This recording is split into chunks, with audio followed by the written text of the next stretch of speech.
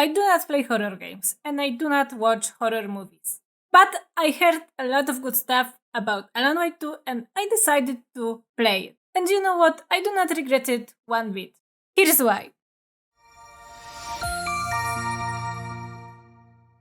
I must say that just before I sat down to play Alan Wake 2, I completed the first Alan Wake.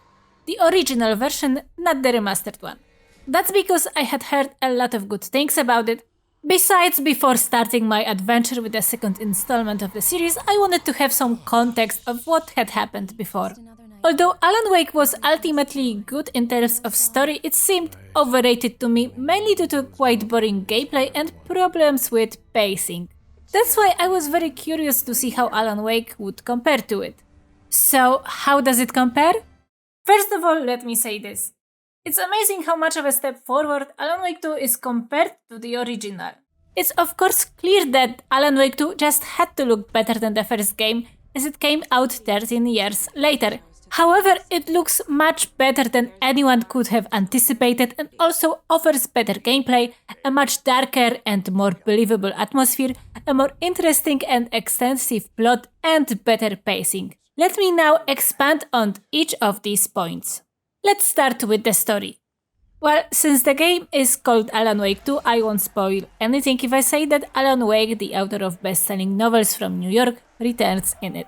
However, in Alan Wake 2 we play not only as Wake but also as Saga Anderson, an FBI agent who came to the town of Bright Falls to solve the case of mysterious murders at Cauldron Lake.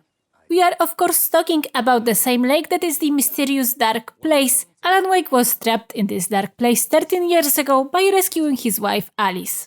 During the story, the fates of Saga Anderson, Alan Wake and several other key characters become entangled. The fate of Bright Falls and the entire world, as well as whether the mysterious dark entity will succeed, depend on their actions. In my opinion, Alan Wake 2 was masterfully written. Even though it revolves around supernatural phenomena, it is quite down to earth, at least initially. At the beginning, it focuses on the investigation conducted by Saga and her partner, Special Agent Alex Casey, and no, he doesn't look like Max Payne by accident. Only over time, the world of the game begins to be slowly taken over by darkness, and monsters known as Taken start to come at us. Later, the atmosphere becomes more and more surreal, and the lines between fiction and reality start to blur. When it comes to Alan Wake 2, you have to know that not only its main story deserves praise, also all of its side plots are polished to perfection and pretty deep. These plots focus mostly on human dramas, and because of that, they make it that much easier for us to identify with characters in the game. By the way, pretty much every character in this game is interesting in one way or another. Coming back to the main story, I gotta say that Alan Wake 2 is full of surprising twists and turns. Throughout my gameplay, I thought many times that I knew what was gonna happen next, but in the end, none of my predictions turned out to be right. I also love how complex is Alan Wake 2's story, and how much of its elements are open to interpretation. At the same time, its story is very coherent. The gameplay takes place both in the town of Bright Falls and its surroundings, and in the dark place itself. While playing, we can move between these two dimensions almost freely, following the stories of Saga and Alan interchangeably. What's important, the gameplay in these dimensions is slightly different. Anderson and Wake use slightly different arsenals, but that's not where the differences end.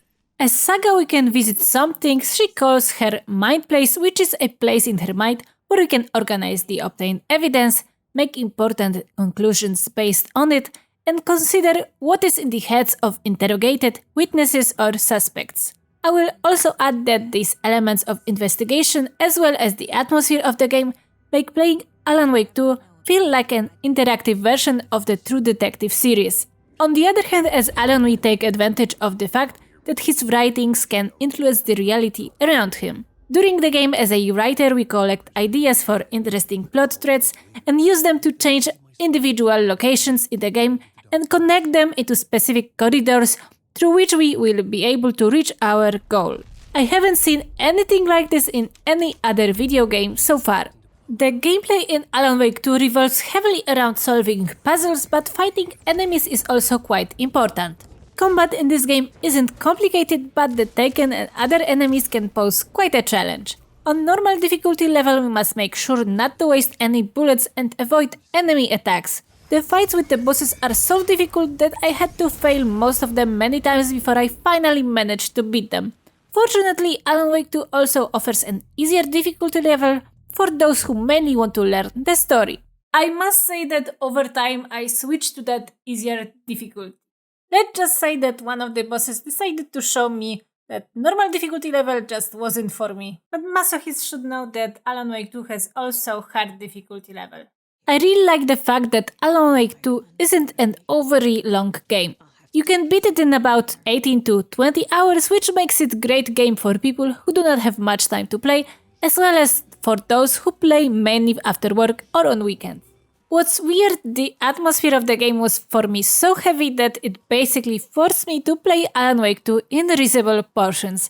After every 2 hours of gameplay, I felt the need to turn off the computer and do something else. At the same time, I don't think that Alan Wake 2 is a monotonous game. You should definitely discover for yourself why. I feel like I would spoil the game for you if I revealed it.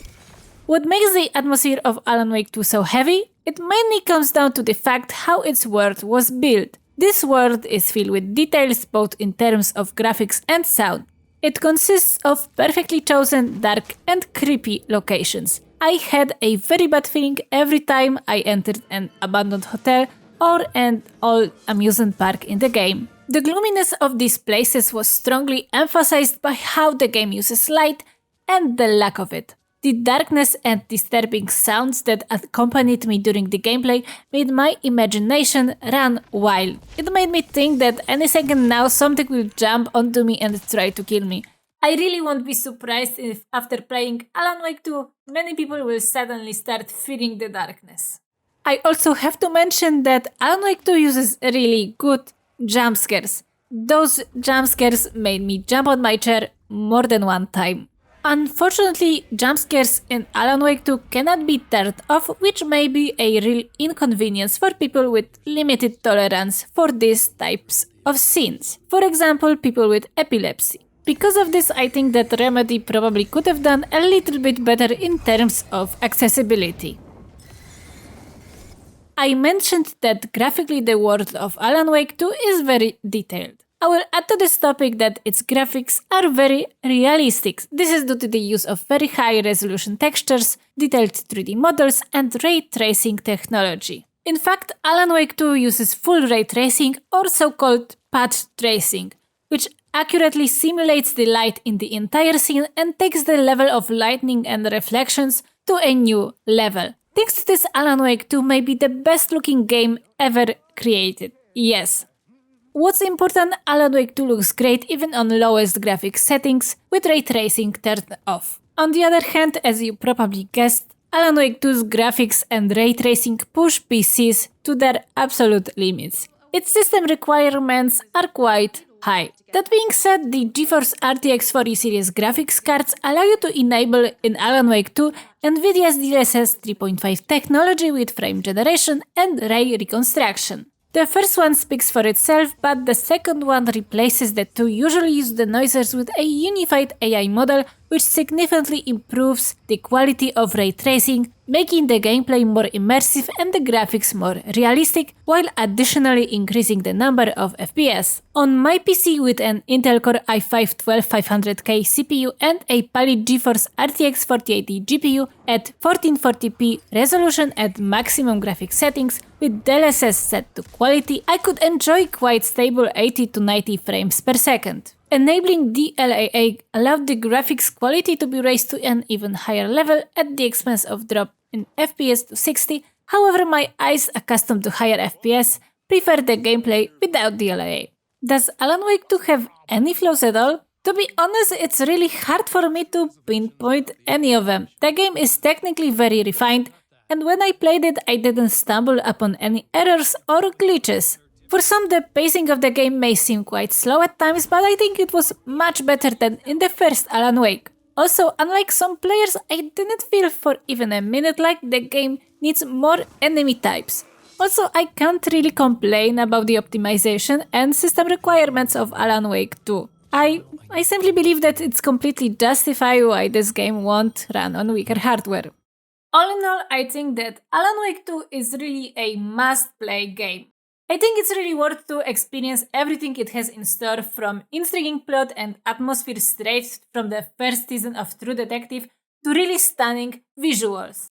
I guarantee you that once you start to play it, it will completely absorb you. Did Alan Wake 2 make me fall in love with horrors? No. However, thanks to it, next time when I will stand before a choice to play a horror game, I will be less reluctant to pick it up than before. Thanks for watching, bye bye.